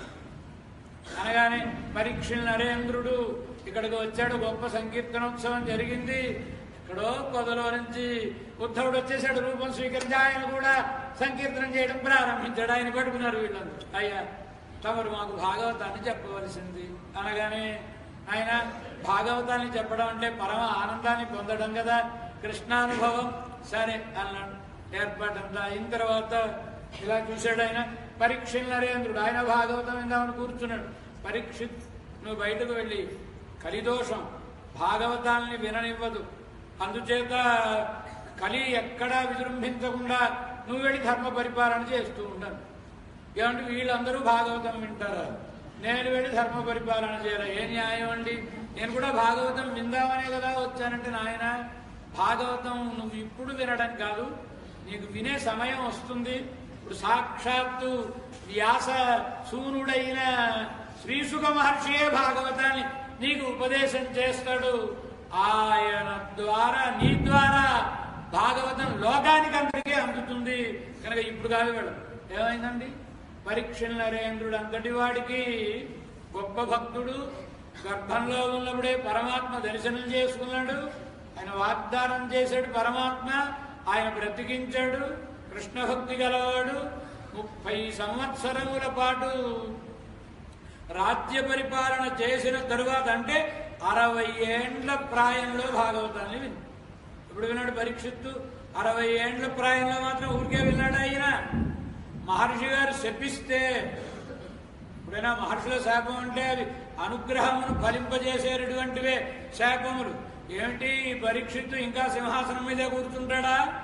భాగవతం వినడా? ఈయన వినాలనే ప్రరోచన కలిగించాలని ఓ నెపాన్ని కల్పించుకుని శపించాడు ఆ శృంగి అనే మునివాడు. ఇప్పుడు ఈయనకి విరక్తి కలిగి రాజ్యాన్ని విడిచిపెట్టి వచ్చాడు భాగవతాన్ని విని. కనుక భాగవతం వినడం అంటే పురా జన్మ సుకృతం ఉంటే తప్ప భాగవతాన్ని వినలేం. గోపికల తత్వం మనకి అవగతమయ్యేటటువంటిది కాదు. పరమాత్మ అనుగ్రహం ఉండాలి, గోపికల యొక్క దివ్యమైన అనుగ్రహం ఉండాలి. బృందావనం లాంటి ప్రదేశంలో ఉండగలిగితే ఏ కొంచెమైనా మన బుద్ధి శుద్ధి అవుతుందేమో. బ్రహ్మదేవుడు లాంటి వాడు కూడా కథమాంగిరిరజోభిషేకం కృష్ణ పరమాత్మని ప్రార్థిస్తాడు. పరమాత్మ ఒకవేళ మళ్ళీ ఇంకొక ఆవృత్తి బ్రహ్మ పదవి ఇస్తానన్నా నాకు అక్కర్లేదు. ఏలా బ్రహ్మపదంబు వేదములకు వీక్షింపగారాని నిన్ ఈ మందలో కృష్ణయంచాలాపాది సమస్త భావములు నీయందే సమర్పించు. ఈ వ్రేలం దొక్కని పాదరేణువును పైవేష్టించినం చాలదే. నేను బ్రహ్మదేవుని పేరా, 14 లోకములకు అధిపతినా, నువ్వు నా తండ్రివా, కన్న తండ్రివా, లోకంలో తండ్రుల వంటి వాడివి కావా. లోకంలో అంటే తల్లి కంటుంది, కానీ ఇక్కడ తండ్రేగా మనకు. పరమాత్మ నాభికమలంలోంచి కదండి పుట్టాడు. అయినా ఎప్పుడు కావాలంటే అప్పుడు నాకు నీ దర్శనం లభించు. ఈ గోపాలకులు వస్తున్నారు, ఒకడు కృష్ణ భగవాన్ని గుంజుతాడు, ఒకడు చేయిపుచ్చుకులు ఆగుతాడు. వీళ్ళతోటి కలిసిమెలిసి పరమాత్మ సంచరిస్తున్నాడంటే ఎంత భాగ్యం కలిగిన వాళ్ళు ఈ గోపకులు. ఈ గోపకులలో ఎవరైనా ఒకని పేరు చెప్పడానికి కూడా నాకు యోగ్యత లేదు. కథమాంగిరిరజోభిషేకం, ఎవరో ఒక్కడి పాదరేణు మీద పడితే నా జన్మ ధరిస్తుంది అనుకుంటాడు బ్రహ్మదేవుడు. అలాంటిది ఈ బృందావనం అంటే. అలాంటి బృందావనంలో భాగవతాన్ని ఏ కొలది అయినా అనుభవించగలిగితే అది జన్మ తరించడానికి హేతు అవుతుంది. గోపికల కటాక్షం. నిన్న మనం రాసమాడిన ప్రదేశానికి వెళ్ళాం కదండి. ఇంత గోపికలు సంచరించినటువంటి ప్రదేశం కనుక వాళ్ళ పాదరేణువులు మీద పడడం వలన అయినా జీవితంలో మార్పు రావాలి. రాకపోతే ఆ జీవితం వ్యర్థం. భాగవత సప్తాహం విన్నామంటే ఎన్నో విన్నాం. రోజు టీవీలో మనం ఎన్నో సీరియల్స్ చూస్తున్నాం, ఇది చూసాం అనుకుంటే ప్రయోజనం లేదు. ఏమిటి భాగవత సప్తాహమునకు ముందు, భాగవత సప్తాహమునకు వెనుక మన జీవితాన్ని మనం అలా చూసుకోగలగాలి. భాగవత సప్తాహం తరువాత మన జీవన విధానంలో ఏమైనా మార్పు వచ్చిందా, మన ఆలోచన విధానంలో ఏమైనా మార్పు వచ్చిందా? రావాలి. మార్పు వస్తే దానికి సంస్కారం అని పేరు. పరమాత్మ ప్రీతిని పొందగలరు. అది కలగాలంటే గోపికలే శరణ్యం. కనుక కృష్ణ భగవానుడు శరణ్యుడు కాడు, గోపికలే శరణ్యులు. ఇది ఉద్ధవుని యొక్క దివ్యమైనటువంటి భావన. తీర్మానం చేసుకున్నాడు ఆయన. స్వజనమార్యపథం జహిత్వా భేజుర్ముకుంద పదవి శృతిర్విమృగ్యాం. గోపికలు ఎంత గొప్పవాళ్ళు! కేవా స్త్రియో వనచరాః వ్యభిచారశీలాః క్వచాత్మని రూఢభావః. ఎక్కడి గోపికలు? వాళ్ళకి ఆచారం ఉందా? లేదు. చదువుకున్నారా? లేదు. మరి చదువుకుంటే కదా ఇంత భక్తి కలగాలి. ఏమీ అవసరం లేకుండానే అంత భక్తి కలిగిపోయింది వాళ్ళకి. కనుక మనం చదువుకున్నా భక్తి కలగకపోతే ఈ చదువు వల్ల ప్రయోజనమే. యజ్ఞాలు యాగాలు చేసినా భక్తి కలగకపోతే దీనివల్ల ప్రయోజనమే. దేవుడి ప్రయోజనమో చెప్పాడే, శ్రమయేవహి కేవలం. ఏమిట? శ్రమయేవహి కేవలం. గానుగెద్దును చూసారా? గానుగెద్దు రోజు తిరుగుతూ ఉంటుంది కదా, నూనె ఆడుతూ ఉంటారు కదా, గానుగెద్దు తిరుగుతూ ఉంటుంది. ఉదయం వాడు 7 8 కట్టేస్తే మధ్యాహ్నం కొంచెం వీడి విరామం కోసం, వీడి మేత కోసం దానికి విరామం ఇచ్చిన తర్వాత మళ్ళీ సాయంత్రం దాకా తిప్పుతాడు కదండి. ఎన్ని కిలోమీటర్లు నడిచింది? గెయిన్ ఎన్ని కిలోమీటర్లు అంటే ఏముండదు, అక్కడే అలాగే తిరుగుతూ ఉంటుంది. ఏమిటి ప్రయోజనం? అలాగే మన బతుకు కూడా అంతే. ఇలా మళ్ళీ మళ్ళీ మళ్ళీ మళ్ళీ జన్మల కోసం తిరుగుతూ ఉంటే ప్రయోజనం ఏంటి? కొంచెమైనా మార్పు కలగాలి, అభివృద్ధికి దోహదపడాలి. కనుక భాగవత సప్తాహం తర్వాత మన జీవితాన్ని కూడా మార్చుకోవాలి. రోజు ఒక శ్లోకమైన భాగవతం చదువు, ఒక శ్లోకమైన ఆ భాగవతం యొక్క అర్థాన్ని ప్రామాణికులైనటువంటి పెద్దలు మనకి అర్థమయ్యే భాషలో అందించిన అనువాదాలు కూడా లభిస్తున్నాయి. గనక మనకి సంస్కృతం రాదు గనక ఆ అనువాదాన్ని చదువుకోవడం. ఉదయం పూట పారాయణ, సాయంత్రం పూట ఒక నియమం పెట్టుకోవాలి.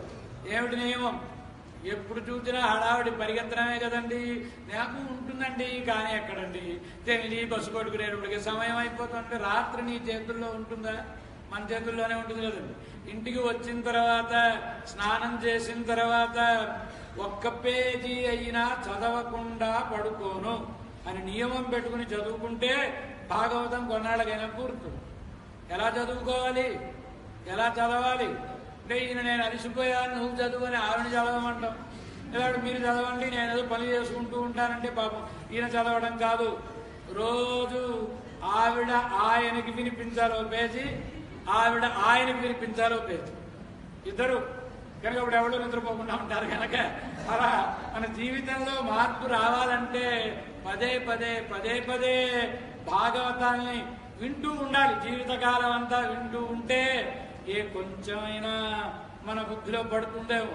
గోపికల చరిత్ర అలా పునీతం చేసే చరిత్ర, పరమాత్మకు ప్రీతిపాత్రమైనటువంటి చరిత్ర గోపికల చరిత్ర. చదువుకుంటే ఈ రాసపంచాధ్యాయుని చదువుకుంటే ఏం ప్రయోజనం కలుగుతుందండి? హృద్యోగ ఆసు విధునోతి అచిరేణ. 2 మాటలు చెప్పు. ఆసు అన్నాడు, అచిరేణ అంట. శీఘ్రముగా హృదయమునకు గల వ్యాధి అంటే గుండె జబ్బు. గుండె జబ్బు అంటే అర్థం ఏంటి? హృదయానికి ఎప్పుడంటే నాకేం వ్యాధి లేదండి నేను చదవక్కర్లేదా అంటే ఈ వ్యాధి అందరికీ ఉంది. గుండెకు జబ్బు అందరికీ ఉంది. ఏమిటండి వ్యాధి అంటే? ఏవో లౌకికములైన విషయముల మీద వ్యామోహం పెంచుకొని అది పొందలేకపోయానే, అది పొందలేకపోయానే అని 2 రకాల దుఃఖాలు మనకు. ఒకటి మనం పొందలేకపోయామని దుఃఖం, రెండోది మన పక్కవాడు తెచ్చేసుకున్నాడని దుఃఖం. కనుక ఈ 2 దుఃఖాలు చాలామంది హృదయానికి ఏడిపించడానికి వల్లి. ఇవన్నీ పోవాలంటే తమ కోసమని చూచుకోకుండా కృష్ణ భగవానుని కోసమనే బ్రతికి కృష్ణ భగవానుని కోసమనే శోకించిన గోపికల యొక్క ఈ రాసపంచాధ్యాయి చివరికి దుఃఖమును తొలగించుకొని పరమానందమును అనుభవించిన రాసపంచాధ్యాయిని స్మరిస్తే, వింటే, అంటే ఏ అందంగా చెప్పాడు మహర్షి. అచిరేణ శీఘ్రముగా ఆసు, అప్పుడే వెంటనే హృదయ వ్యాధులను తొలగించును. ఎందుకంటే 2 మాటలు చెప్పారు. అవును నాయన, ఏమండి ఇంతకీ భాగవతం వింటే పుణ్యమా అంటే పుణ్యమా? అలా అందులో 2 ప్రశ్నలు వస్తాయి కదా. వింటే పుణ్యమా అంటే పుణ్యం అండి. విన్నా పుణ్యమే, అన్నా పుణ్యమే అనే ఆయన తన వాగింద్రియంతో తరిస్తున్నాడు, వినేవారు తమ శ్రవణేంద్రియంతో తరిస్తున్నారు. కనుక ఇద్దరికీ పుణ్యమే. ఎటొచ్చి వినేవాళ్ళకు కొంచెం ఎక్కువ పుణ్యం. ఎందుకంటే ఎక్కువ పుణ్యం అన్యాయం కదండి. ఇంత కష్టపడి చదువుకొచ్చి చెప్పిన వాడికేమో తక్కువ పుణ్యం, ఫ్రెష్గా వచ్చి కూర్చున్న వాళ్ళకేమో ఎక్కువ పుణ్యం. ఎలాగంటే ఎక్కువ పుణ్యం?